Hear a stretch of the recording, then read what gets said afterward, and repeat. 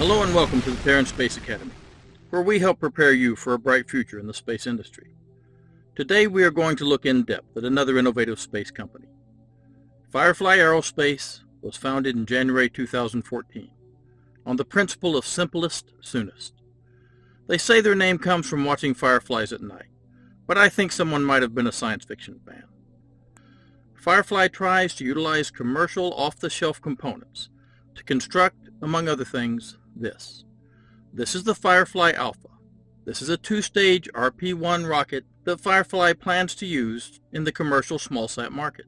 The company was founded by Dr. Tom Markusik, P.J. King, and Michael Bloom. Dr. Markusik holds a Ph.D. in Mechanical and Aerospace Engineering from Princeton University. He has worked at SpaceX, where he was a principal propulsion engineer, Blue Origin, where he was the director of the Texas test site, and Virgin Galactic. Prior to that, he was a propulsion engineer for NASA and the U.S. Air Force. This gentleman will definitely know his rockets. FIREFLY was first founded as FIREFLY Space Systems and was self-funded by these three men. Not long after it was created, it moved its headquarters from Hawthorne, California to Cedar Park, Texas, an Austin suburb, and purchased 215 acres of land in Briggs, Texas, 50 miles north of Austin, to build a test facility. FIREFLY purchased the fiber winding equipment needed to make composite cryogenic propellant tanks and tested these tanks at the Marshall Space Flight Center in mid-2014. Their rocket design was revealed publicly, and they planned to be cash flow positive by 2018. They signed an agreement for launch facilities with Space Florida. The FIREFLY Rocket Engine Research 1, or FRER-1, was tested successfully in 2015, and a flight test was planned in 2016. Then disaster struck.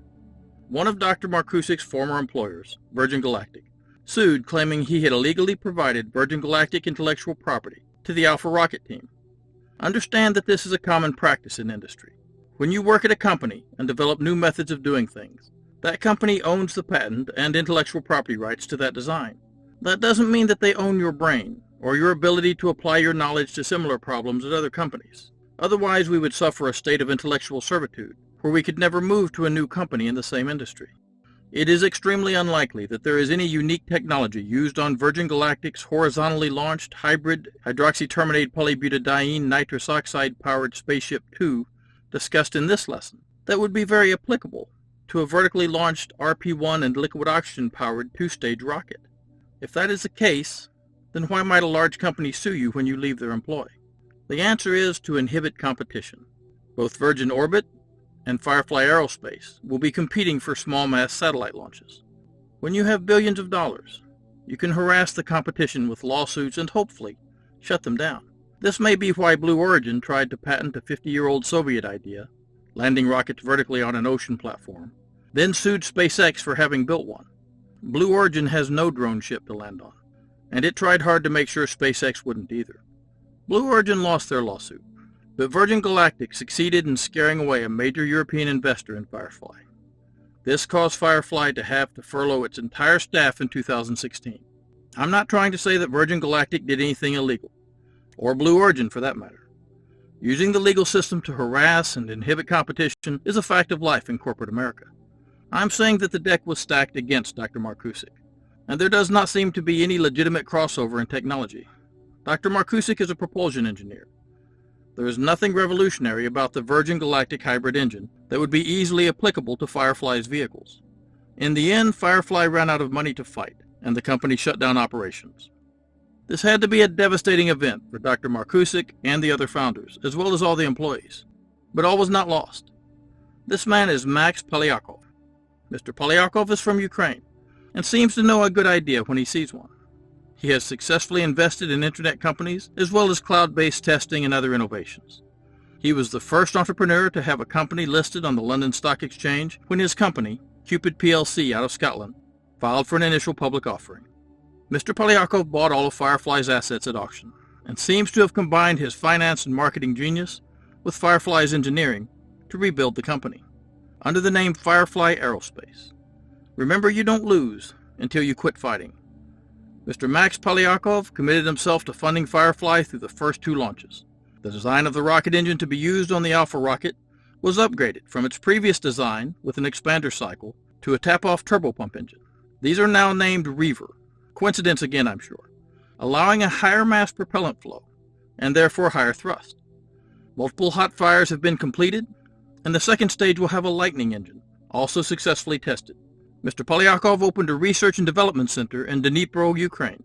This facility now has the largest 3D printer in Ukraine. In 2018, Firefly partnered with York Space Systems. York Space Systems is out of Colorado. Got you, didn't I? York Space Systems has dedicated itself to creating affordable and reliable spacecraft. They have a satellite platform called S-Class. This is a 3-axis stabilized satellite bus that is adaptable to Earth observation and weather, as well as communications and constellations. These mass-produced buses are planned to allow York to produce a satellite in only 30 days. With its expanded facilities in Denver, it plans to work on hundreds of satellites at once. The S-Class by York is being used by Intuitive Machines to develop the first lunar communications satellite. This satellite will be launched in 2022 to provide communications for a lunar South Pole mission. Intuitive Machines plans to land a robotic craft also into a crater on the lunar South Pole. There it will deploy a rover and drill for ice. Now back to Firefly. The Firefly Alpha is a carbon fiber composite rocket. It is 29 meters tall with a diameter of 1.8 meters. The first stage is 18.8 meters tall. Let's start at the bottom with 4 of the Reaver 1 engines. Here are some of the views of these engines for scale. These burn liquid oxygen and RP1 or refined kerosene. These engines have a specific impulse of 295.6 seconds and produce 736.1 kilonewtons of thrust total, or 184 kilonewtons each. These engines use a tap-off instead of a preburner again to power the turbopumps. They have nozzle-mounted turbine exhaust manifolds, seen here, and hydraulic actuators. Since there are 4 of them, they can be thrust vectored with a single gimbal axis. These engines have a crossfire injector system, with electrically actuated trimmable main valves for throttle control. The upper stage or Lightning engine uses the same propellant. It has a horizontal turbopump with a turbine exhaust cooled nozzle system, optimized for vacuum operation. It has a specific impulse of 322 seconds and a thrust of 70.1 kilonewtons. It will be able to place 1,000 kilograms into a low Earth orbit or 630 kilograms into a sun-synchronous orbit for about $15 million per launch. The payload capacity is 3 times more than the Electron rocket by Rocket Lab, at only twice the price. Here we see the connectors allowing the ground support equipment to interface with the spacecraft through the transport erector, and on through to the payload and avionics package. Note that it has RS-422 and Ethernet connectors. Keeping things simple keeps the cost down, and is important for staying competitive. Let's go through the components of this rocket system in depth.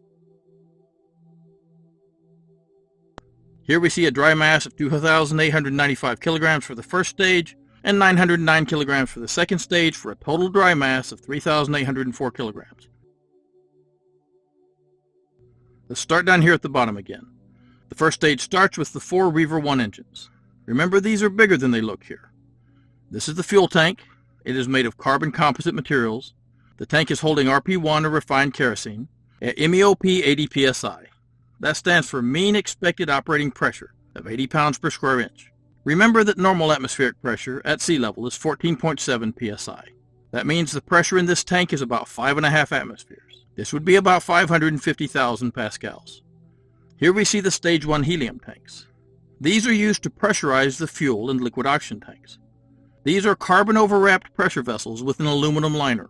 The aluminum prevents the gas from leaking out of the carbon fabric, and the carbon covering keeps the tank from rupturing the aluminum. Pressure in these tanks is 5,500 psi, or 374 atmospheres. The gas in these tiny spheres must be at this pressure to keep these big tanks at their operating pressures. Here are the Stage 1 avionics, and here we see the power supply and distribution unit. Here is the solenoid drive. A solenoid is an electromechanical actuator. These are used to open valves and move things. Here is the data acquisition chassis and lithium polymer batteries. These are rechargeable and have an exceptionally low mass for batteries. Going up, we have the Stage 1 liquid oxygen tank, which is at the same pressure as the fuel tank. Then we have an interstage, which, with the second stage, makes up another 5.75 meters of the rocket's height. The interstage is carbon composite also, and houses the massive nozzle needed for the vacuum-optimized Lightning engine. There are helium tanks here to pressurize the fuel and oxygen tanks of the second stage here and here, at the same pressure as the first stage tanks. Here you can see the Stage 2 liquid oxygen tank for scale. The second stage has the flight computer, communications antennae, GPS and inertial measurement units, and the power conditioning and distribution unit, and another solenoid drive. It has the data acquisition chassis, telemetry transmitter, more batteries, and the flight termination system. Finally, we have the payload segment. This makes up the last 5.2 meters of the rocket. It starts with the payload attach fitting that it says is compatible with a 937 clamp band, which you see here. Here is the standardized secondary payload adapter. It has 6 ports for CubeSats to be deployed. And last, the carbon composite payload segment. Here you see one for scale. This protects the main payload during flight through the atmosphere. Finally, the fairing has a pneumatic low-shock fairing separation system. Once we are out of the atmosphere, it is thrown away. As you can see in this flight profile graphic, pneumatic systems use pressurized gas to move things instead of pressurized liquid like hydraulics. After launch, the rocket will experience G-force stress. Here is the flight profile again. And here we see an acceleration curve in G's. We'll try to superimpose these. Each number denotes 9.81 meters per second squared acceleration. We see that the maximum is about 6 Gs just before main engine cutoff. The full flight to orbit takes less than 500 seconds, which is about 8 minutes. Now we have a good understanding of the Alpha launch vehicle. So far, about $100 million has been invested in this rocket. But there is also a Beta rocket planned. The Beta will be bigger, at 46.7 meters tall. That's not quite twice as big as the Alpha. It will have a diameter of 3.7 meters for both stages, and it will have a 4.7 meter fairing. Beta will also be propelled by RP-1 and liquid oxygen. The first stage will be powered by 5 Reaver 2 engines, producing a thrust of 4,261 kilonewtons, which means each Reaver 2 will produce 852 kilonewtons.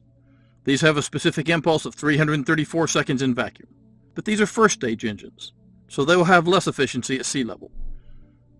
The second stage will have 1 Reaver 1 vacuum-optimized engine, producing 194 kilonewtons of thrust at 325 seconds specific impulse. This will be able to get 8,000 kilograms to low Earth orbit, or 5,800 kilograms to sun-synchronous orbit. There is talk of making a Beta 3, similar in design to the Falcon Heavy. It would use 3 Beta first stages to get even more payload to orbit. There is more. This is the Gamma space plane. If this thing makes it to space, someone will finally have flown an aerospike engine. The Firefly Alpha was originally planned to have an aerospike, but when it was redesigned after the restructuring, this was removed and replaced with a standard nozzle. Aerospikes are efficient at sea level and in space, but investors never want you to do something totally new. Here is the inside of the Gamma. Here you see the first stage aerospikes. An aerospike is a cone surrounded by the engines. The exhaust plume uses the surface of the aerospike like the inside of a nozzle. But unlike nozzles that must be optimized for sea level operations or space, the aerospike works perfectly in both. Here we see the cross-fed second stage engine. Cross-fed means it can get liquid oxygen from these side tanks. These are the first stage liquid oxygen tanks. They seem to be second stage liquid oxygen tanks too. Here we see the payload fairing and a 5,000 kilogram payload. It says the payload adapter is 62 inches. That would be 5 foot 2 inches or just a little more than 1.5 meters. The Gamma is reported to be 75% reusable, though I can't see here what might get thrown away. Presumably this would launch vertically or by airlift and land horizontally. They report plans for hypersonic transport as well as satellite deployment. Firefly also has lunar aspirations. Here we see its lunar lander, which is called the Blue Ghost. Blue Ghost, by the way, is a rare species of Firefly. It will have several configurations and can carry 50 kilograms to the lunar surface, with plans of increasing this to 155 kilograms. It can provide a 2 kilobit per second uplink and up to 10 megabit per second downlink. These solar panels will provide power to your payload in transit and on the lunar surface. Firefly won a NASA contract to deliver up to 10 payloads to the moon. This is part of the Commercial Lunar Payload Services or CLPS program. The contract is for $93 million to send payloads to Mare Crisium, which is here, with missions lasting at least 2 weeks. Firefly had originally partnered with Israel Aerospace Industries to use their bare sheet design for a lander called Genesis, but decided to create an entirely new design instead, as bare sheet was too small for NASA's needs. That means we have the company Astrobiotic, Intuitive Machines, Mast and Space Systems, and Firefly, all landing payloads on the moon over the next couple years. NASA seems to be serious about researching the moon. Then we have this. This is the Space Utility Vehicle by Firefly. This is similar to the Photon by Rocket Lab. The Space Utility Vehicle, or SUV, can deploy multiple CubeSat payloads. It has its own propellant tank and propulsion system, as well as a solar array for power. Here you see the separation band, where the main satellite payload is attached. The SUV is a little less than 1 meter in diameter and half a meter tall, or 39.3 inches by 18 inches for my American friends. It is made of carbon fiber with a dry mass of 130 kilograms. It uses xenon propellant stored in a carbon overwrap pressure vessel here. It has a 0.4 to 5 kilowatts of power with 1 to 4 ion thrusters, providing 30 to 310 millinewtons of thrust, with a specific impulse of 1,150 to 1,800 seconds. This SUV can help to get 550 kilograms to geosynchronous orbit, or up to 450 kilograms to the moon if launched from Florida. As you can see here, this does take a while, as the thrust is extremely low. We are extremely glad to see that Dr. Markusik did not let life beat him down, and went on to continue building these amazing space vehicles. That's enough for today. Don't forget to like and subscribe, and help us out on Patreon or the Academy store if you can. There are links in the description. Until next time, ad Astra Pro Terra.